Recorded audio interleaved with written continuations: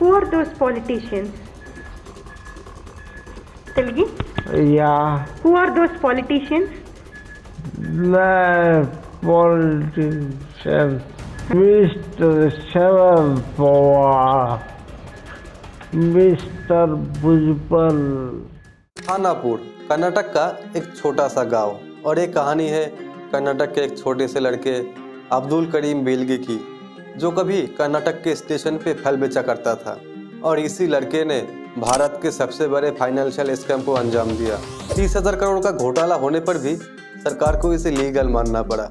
दोस्तों, आप सबने हर्षद मेहता का स्कैम 1992 तो देखा ही है, जिसमें क्विक मनी के लालच में वो बहुत इलीगल काम करते हैं और स्टॉक मार्केट के किंग बन जाते हैं। ये सीरीज लोगों को इतना अच्छा लगा कि IMDb पर इसका रेटिंग 9.3 है। इसके सक्सेस को देखते हुए इसके डायरेक्टर हंसल मेहता एक नई कहानी लेके आ रहे हैं, जिसका नाम है स्कैम 2003 और आज का टॉपिक हमारा स्कैम 2003 के ऊपर है।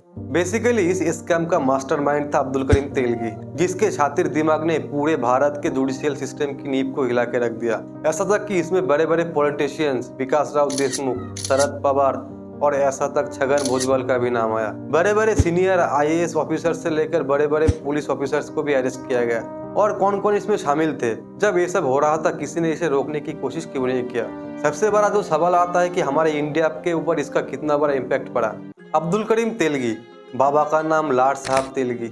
बचपन से ही गरीबी में उसका दिन गया। जब अब्दुल 7-8 साल का हुआ तभी उसकी बाबा की डेथ हो जाती है, जिसके बाद वो अपने भाई को लेकर कर्नाटक के स्टेशन पे फल बेचना शुरू कर देता है। अब्दुल का पढ़ाई के ऊपर बहुत मन था, इसीलिए वो रेलवे के एक कैंटीन पे जॉब करने लग गया ताकि अपने भाई और अपने पढ़ाई का खर्चा उठा पाए। 1984 में अब्दुल ने अपनी पढ़ाई खत्म किया और वो चल पड़ा मुंबई की तरफ। मुंबई के AMS फिलिक्स इंडिया लिमिटेड में नौकरी शुरू करने लगा और अच्छे से काम नहीं कर पाने के कारण उसे नौकरी से भी निकाल दिया जाता है। फिर वो चल पड़ता है मुंबई के किसान गेस्ट हाउस की तरफ, जहाँ पे मैनेजर की नौकरी करने लगा और यहीं पर उसकी मुलाकात होती है गेस्ट हाउस के मालिक के साली शाहिदा बेगम के साथ और 19 अप्रैल 1987 को दोनों की शादी हो जाती है, जिसके बाद से तेलगी का चाहत और भी बढ़ने लगा और पैसे कमाने के लिए वो निकल पड़ता है सऊदी अरब की तरफ। बचपन से ही शातिर दिमाग होने के कारण उसने पहले दिन ही देख लिया कि इंडिया से बहुत मजदूर काम के कारण बाहर के देश जाना चाहते हैं, लेकिन डॉक्यूमेंट्स के कारण और डॉक्यूमेंट्स ना होने के कारण वो बाहर के देश काम में नहीं जा पा रहे हैं। यही से अब्दुल को अपना पहला धंधा मिला और वापस आ गया इंडिया की तरफ। इंडिया के उसने अपना ट्रैवल एजेंसी खोला अरेबियन मेट्रो ट्रैवल्स के नाम से और फर्जी डॉक्यूमेंट्स बना के लोगों को बाहर के देश भेजना शुरू कर दिया। लेकिन कहावत है ना कि चोर का 10 दिन और पुलिस का 1 दिन, ठीक ऐसा ही हुआ। 1993 में पुलिस ने उसको अरेस्ट कर लिया और फर्जी डॉक्यूमेंट्स बनाने के कारण उसके ऊपर मुकदमा भी किया गया और यही से उसकी किस्मत बदलने लगता है। जेल में उसकी मुलाकात होती है राम रतन सोनी से, जो कि शेयर मार्केट के बहुत बड़े खिलाड़ी थे। राम रतन ने तेलगी से कहा, क्या छोटे मोटे खेल खेलता है, खेलना है तो करोड़ों में खेल। फिर राम रतन सोनी ने तेलगी को स्टैम्प पेपर के बारे में बताया और तेलगी को ये आइडिया अच्छा लगा। फिर दोनों ने जेल से बाहर आने के बाद दोनों ने मिलकर पुराने स्टैम्प पेपर जमा करना शुरू किया।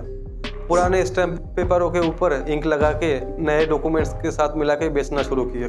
ज़्यादा मुनाफा ना होने के कारण तेलगी ने अपना एक वेंडिंग लाइसेंस बनाने का सोचा और इसको बनाने में उसका सहायता किया अनिल गोटे ने, जो कि 2 बार के विधायक रहे थे। अनिल गोटे की सिफारिश से विकास राव देशमुख ने लाइसेंस अप्रूवल कर दिया।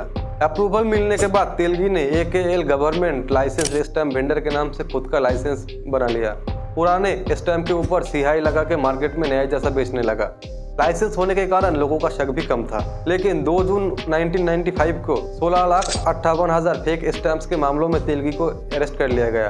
कोर्ट में पेश करने वाला दिन तेलगी कोर्ट से फरार हो गया, जिसके बाद उसने देखा कि पुराने स्टैम्प पेपर्स पे बहुत रिस्क है, इसलिए वो अपना खुद का प्रिंटिंग प्रेस खोलना चाहता था ताकि फेक स्टैम्प पेपर्स को प्रिंट कर पाए।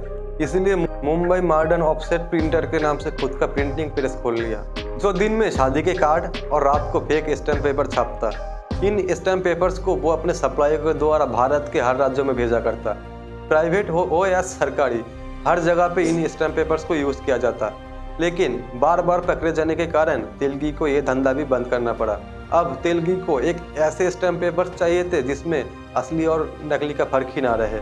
लेकिन असली स्टैम्प पेपर्स तो सिर्फ इंडिया सिक्योरिटी प्रेस नासिक में मिलते हैं। जिसके बाद उसने नासिक के सिक्योरिटी प्रेस के ऑफिसर्स को पैसा खिला के एक नया प्रिंटिंग मशीन खरीद लेता है।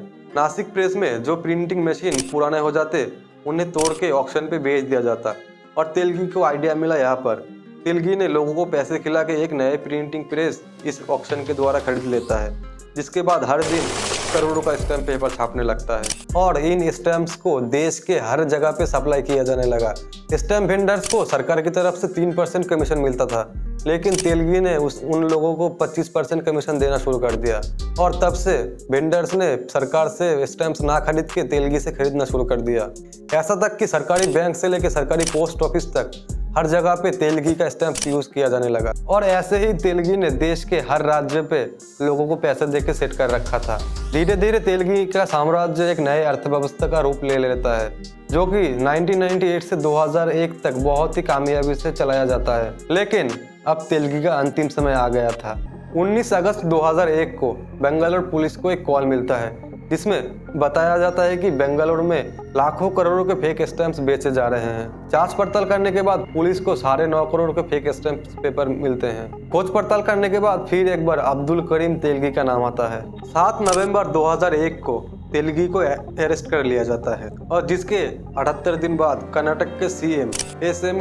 कृष्णा जी ने एक स्पेशल इन्वेस्टिगेशन SIT का गठन किया और यही से तेलगी का जेल का सफर शुरू हो गया। लेकिन कहानी यहीं पर खत्म नहीं होती है। इसके बाद की कहानी में तेलगी को जेल के अलावा 5 स्टार होटल का सुविधा दिया गया और इस वजह से बड़े बड़े IAS ऑफिसर से लेकर महाराष्ट्र के CM छगन भुजबल को भी इस्तीफा देना पड़ गया। इसके बाद SIT अब्दुल करीम का नार्को टेस्ट कराती है। नार्को टेस्ट में अब्दुल बहुत सारे पॉलिटिशियंस, गवर्नमेंट ऑफिसर्स और यहाँ तक कि बॉलीवुड एक्टर्स का भी नाम लिया जाता है। इसमें महाराष्ट्र के NCP के बहुत बड़े बड़े लोग भी शामिल थे, लेकिन मौजूदा सबूत ना होने के कारण कभी इन्वेस्टिगेशन ही नहीं किया गया। फिर इस केस को CBI के पास ट्रांसफर कर दिया गया। CBI इन्वेस्टिगेशन के बाद अब्दुल के नाम पे 36 प्रॉपर्टीज और 100 से भी ज्यादा बैंक अकाउंट्स मिले, जिसमें हजारों करोड़ों के रुपए थे। इसे देखते हुए कोर्ट ने अब्दुल के ऊपर 30 साल का सजा और 202 करोड़ का पेनल्टी भी लगाया। हालांकि 30 साल का सजा से पहले ही 11 साल बाद 23 अक्टूबर 2017 को अब्दुल करीम की मौत हो जाती है और उसके मौत के साथ एक कहानी यहीं पर ही खत्म हो जाती है। स्टॉक मार्केट के किंग कहे जाने वाले हर्षद मेहता की तरह ही अब्दुल करीम का मौत भी बहुत मिस्टीरियस था। माना जाता है कि इसमें पुलिस ऑफिसर्स का हाथ था। अब्दुल के वकील का मानना था कि उनको जानबूझकर मारा गया है, लेकिन पुलिस रिपोर्ट्स में दिखाया गया कि अब्दुल का मेनिंजाइटिस और मल्टी ऑर्गन्स फेलियर्स की वजह से मौत हो गया, क्योंकि ऐसा कहा जाता है कि 30,000 करोड़ के घोटाले में अब्दुल अकेला ही शामिल नहीं था। बेशक मास्टरमाइंड वही था, लेकिन इसमें और भी बड़े बड़े लोगों का नाम भी था। अब्दुल के वाइफ शाहिदा तेलगी ने इसके ऊपर बहुत सवाल उठाए, लेकिन बहुत सफाई के साथ इस केस को दबा दिया जाता है और भारत का सबसे बड़ा स्कैम को बिना कोई अंजाम के साथ ही इतिहास का हिस्सा बना के रख दिया जाता है। पुलिस ना तो कभी उसके फैक्ट्री को ढूंढ पाए और ना ही कभी उसके प्रॉपर्टीज को जब्त कर पाए। 2018 को कोर्ट ने इस केस से जुड़े सभी गुनहगारों को रिहा कर दिया और इस केस को भी लीगल घोषित कर दिया गया। आशा करता हूँ ये वीडियो आप लोगों को अच्छा लगेगा और मेरे इस वीडियो को देखने के लिए आप लोगों का बहुत बहुत धन्यवाद।